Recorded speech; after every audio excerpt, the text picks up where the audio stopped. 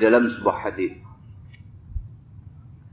riwayat daripada Usamah bin Zaid radhiyallahu anhuma, kata dia, ba'athana Rasulullah sallallahu alaihi wasallam ila al-Huraqati min Juhaynah fasabbahna al-qawm ala miyahihim walahiqtu ana wa rajulun min al-ansar rajulan minhum falamma ghashinahu qala la ilaha illallah fakaffa anhu al-ansari wa ta'antuhu bi rumhi hatta qataltuh falamma qadimna al-madinah balagha dhalika an-nabiy sallallahu alaihi wasallam faqala li ya Usamah aqataltahu ba'dama qala la ilaha illallah qultu ya Rasulullah innama kana muta'awwidhan qala an-nabi sallallahu alaihi wasallam aqataltahu ba'dama qala la ilaha illallah fama zala yukarriruha alayya hatta tamannaitu anni lam akun aslamtu qabla dhalika al-yawm atau kama qala muttafaqun alaih. Seorang sahabat nama dia Usamah bin Zaid radhiyallahu anhuma. Usamah ni anak kepada Zaid. Zaid ni anak angkat Nabi. Maka Usamah ini cucu angkat Nabi sallallahu alaihi wasallam. Usamah meriwayatkan hadis ini. Kata dia, ba'asa Rasulullah sallallahu alaihi wasallam ila al-Huraqah min Juhaynah. Kata Usamah, Nabi sallallahu alaihi wasallam telah mengutus satu pasukan tentera untuk pergi ke satu tempat yang bernama Huraqah. Al-Huraqah ini adalah tempat tinggal suku Juhaynah. Begitu. Fasabbahna al-qawm ala miyahihim. Pagi-pagi lagi pasukan tentera yang Nabi sallallahu alaihi wasallam kirim ini sudah sampai di tempat air suku Juhaynah itu. Nabi hantar satu pasukan tentera untuk pergi berperang di satu tempat nama Al-Huraqah. Pagi-pagi lagi pasukan tentera yang Nabi hantar ni dah sampai dah di Huraqah ini. Dan mereka berada di tempat yang menjadi sumber air penduduk itu. Walahiqtu ana wa rajulun minal ansar rajulan minhum. Usamah cerita. Usamah kata, pagi itu aku dengan satu orang sahabat Ansar telah berjumpa dengan seorang musuh. Musuh daripada suku Juhaynah ini. Usamah bin Zaid bersama dengan seorang sahabat lain daripada orang Ansar. Pagi-pagi lagi sudah jumpa seorang musuh. Falamma ghashinahu, apabila kami pergi dekat dengan dia, Usamah kata dia dengan sahabat Ansar ini pergi dekat musuh yang mereka jumpa seorang ni. Bila kami mendekati dia, qala, kata musuh ni, la ilaha illallah. Dia terus kata, tidak ada Tuhan melainkan Allah. Sebelum ni dia kafir.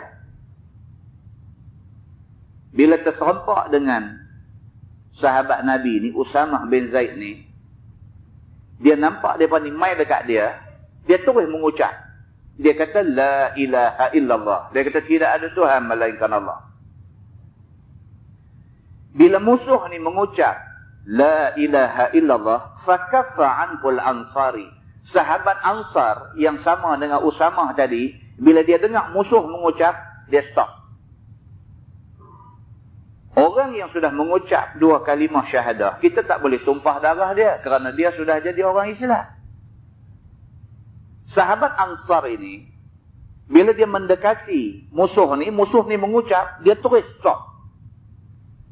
Wa ta'antuhu bi rumhi hatta qataltu. Tetapi Usamah bin Zaid ni dia tak boleh tahan dah. Dia memang duk cari musuh. Dia memang pi dengan tujuan nak cari musuh, nak berperang dengan musuh, nak bunuh musuh. Bila dia jumpa kawan ni, walaupun kawan ni dah mengucap la ilaha illallah, dia kata wa ta'antuh, aku terus ambil lembing yang ada di tangan aku, cerut bagi perut dia. Faqataltu, aku bunuh juga dia ni, dia kata. Falamma qadimna al-Madinah, bila dah habis perang dan sebagainya, kami balik ke Madinah. Balagha dzalika Nabi sallallahu alaihi wasallam, berita dia telah membunuh satu musuh, sedangkan musuh itu sudah mengucap kalimah syahadah. Berita itu lebih dulu sampai kepada Nabi sallallahu alaihi wasallam. Bila dia sampai di Madinah, Nabi panggil dia. Nabi kata, Nabi nak jumpa dengan Usamah bin Zaid. Bila Usamah sampai di depan Nabi SAW, faqala li, Nabi SAW kata ke dia, Nabi kata, ya Usamah, aqataltahu ba'dama qala la ilaha illallah. Nabi kata, Usamah, betulkah kamu bunuh dia ni selepas dia mengucap la ilaha illallah? Qultu, ya Rasulullah, innama kana muta'awwilan. Dia defend diri dia, dia pertahan diri dia. Dia kata dekat Nabi, dia kata, ya Rasulullah, innama kana muta'awwilan. Dia kata, ya Rasulullah, dia ni sebut la ilaha illallah dengan tujuan nak lindung diri daripada kami. Dia kata. Dia bukan betul-betul nak masuk Islam. Dia ni musuh. Kami jumpa dia, dia nampak kami pergi dekat dia, dia nampak dia tak selamat. Dalam keadaan yang macam tu, dia mengucap la ilaha illallah. Dia ni muta'awwilan. Dia ni sekadar nak lindung diri daripada kena bunuh. Usamah jawab ke Nabi begitu. Faqala Nabi sallallahu alaihi wasallam. Nabi kata kat dia. Nabi kata, aqataltahu ba'da ma qala la ilaha illallah. Nabi kata, aku tanya kamu, adakah kamu bunuh dia selepas dia mengucap la ilaha illallah? Nabi negara. Aku tidak suruh kamu jawab kata dia ni nak selamat diri ke apa ke semua. Itu kamu tak tahu. Benda tu duduk dalam hati dia. Soalnya aku tanya kamu, adakah kamu bunuh dia selepas dia mengucap la ilaha illallah? Fama zala yukarriruha alayya. Usamah kata Nabi SAW ulang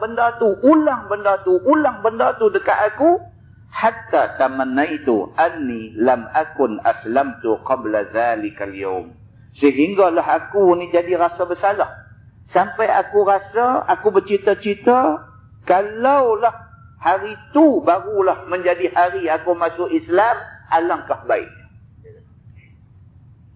Usamah bin Zaid ni kata, bila Nabi panggil dia pergi jumpa Nabi. Nabi kata kat dia, betul ke berita yang mai dekat aku, kamu bunuh satu orang yang telah mengucap la ilaha illallah? Usamah kata, betul, memang saya bunuh. Tetapi saya nak bagi tahu, dia ni mengucap kerana dia tersepit. Dia ni mengucap bukan kerana dia memang nak masuk Islam, tapi dia mengucap kerana dia dalam keadaan tersepit. Nabi kata, aku tak tanya benda tu. Aku tanya kamu, betulkah kamu bunuh orang selepas orang tu mengucap la ilaha illallah? Dia tak boleh jawab. Dia tak boleh jawab, Nabi tanya lagi. Betulkah kamu bunuh orang selepas orang tu mengucap la ilaha illallah? Dia lagi tak boleh jawab. Dia tak boleh jawab, Nabi tanya lagi. Betulkah kamu bunuh orang yang mengucap la ilaha illallah? Nabi ulang pertanyaan itu sehingga menyebabkan Usamah rasa dia cukup berdosa. Alangkah baiknya kalau hari tu baru dia masuk Islam. Orang yang masuk Islam adalah orang yang tertebus semua dosa-dosa yang lepas. Dia sampai berasa macam tu. Dia rasa dia sangat berdosa kerana bunuh orang Islam. Orang yang mengucap la ilaha illallah. Muslimin dan muslimat yang dirahmati Allah sekalian. Di dalam riwayat lain. Faqala Rasulullah sallallahu alaihi wasallam. Aqala la ilaha illallah wa qatalta. Dalam satu riwayat lain dia kata Nabi sallallahu alaihi wasallam tanya Usamah. Sebaik-baik saja Usamah balik daripada perang di Al-Quraqah, Nabi panggil dia, Nabi tanya macam ni. Aqala la ilaha illallah wa qatalta. Adakah dia sebut la ilaha illallah lepas tu kamu bunuh dia? Qultu ya Rasulullah innama qala khaufan minas silah. Riwayat lain kata bila dah Nabi tanya macam tu dia jawab ke Nabi. Dia kata ya Rasulullah sesungguhnya dia mengucap la ilaha illallah itu khaufan minas silah kerana takut senjata kami. Pasal itu dia mengucap. Qala Nabi sallallahu alaihi wasallam, Nabi kata dekat Usamah. Nabi kata afala syaqqaqta an qalbi hatta ta'lama aqalaha am la. Nabi kata pasal apa kamu tak belah dada dia, tengok hati dia. Dia mengucap tu kerana kamu kata ke ataupun dia mengucap kerana dia masuk Islam. Itu riwayat yang satu lagi. Oleh kerana Usamah kata dia ni mengucap la ilaha illallah kerana dia dalam keadaan tersepit. Nabi kata dekat dia afala syaqqaqta an qalbi. Pasal apa hang tak ambil pisau belah dada dia, tengok hati dia. Hang bercakap macam hang tahu apa yang ada dalam hati orang. Seolah-olahnya Nabi kata begitu. Hang bercakap ni macam hang tahu apa yang ada dalam hati orang. Hang kata dia mengucap kerana takut senjata. Hang tahukah dia mengucap kerana takut senjata? Persoalannya ialah apabila satu orang mengucap la ilaha illallah, haram darah dia ditumpahkan oleh kita orang Islam. Kamu, dia sudah mengucap 2 kalimah syahadah. Tiba-tiba, kamu bunuh dia. Kamu buat satu benda salah. Muslimin dan muslimat yang dirahmati Allah sekalian. Kata dia, فَمَا زَالَ يُكَرِّرُهَا حَتَّى تَمَنَّيْتُ أَنِّي أَسْلَمْتُ يَوْمَئِذٍ.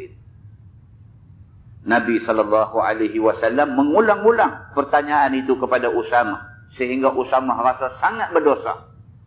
Dan Usamah rasa alangkah baiknya kalau dia buat kesalahan tu masa dia belum Islam. Selepas dia buat salah tu dia masuk Islam, maka masuk Islam menyebabkan dosa-dosa dia yang lepas diampun Allah Subhanahu wa taala.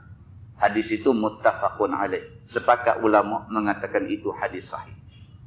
Muslimin dan muslimat yang dirahmati Allah sekalian. Ayat 93 surah An-Nisa, Allah berfirman, A'udzubillahi minasyaitanir rajim. Wa man yaqtul mu'minan muta'ammidan fajaza'uhu jahannamu khalidan fiha. Wa ghadiballahu 'alaihi wa la'anahu wa a'adda lahu 'adzaban 'azima. Shadaqallahul 'azim. Maksudnya, barang siapa bunuh orang Islam, orang mukmin sengaja bunuh, fajaza'uhu jahannamu khalidan fiha. Balasan dia di neraka selama-lama. Wa ghadiballahu alaihi. Tidak cukup dengan masuk neraka, Allah Subhanahu wa taala sangat murka pada dia. Wa la'anahu. Tidak cukup dengan Allah murka dia, Allah melaknat dia. Wa a'adda lahu 'azaban 'azima. Dan Allah janji Allah akan sedia bagi dia azab yang sangat besar. Muslimin dan muslimat yang dirahmati Allah sekalian. Ayat 32 surah Al-Maidah, Allah berfirman, A'udzubillahi minasyaitonir rajim.